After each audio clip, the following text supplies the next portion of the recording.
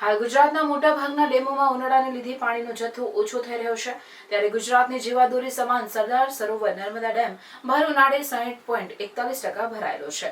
Narmada dam ગુજરાતને 1 વર્ષ સુધી પીવાનું અને સિંચાઈનું પાણી આપી શકે એટલો સક્ષમ છે. વરસાદ ખેંચાય તો પણ ગુજરાતને પીવાનું અને સિંચાઈનું પાણી મળી રહે એટલું પૂરતું પાણી છે.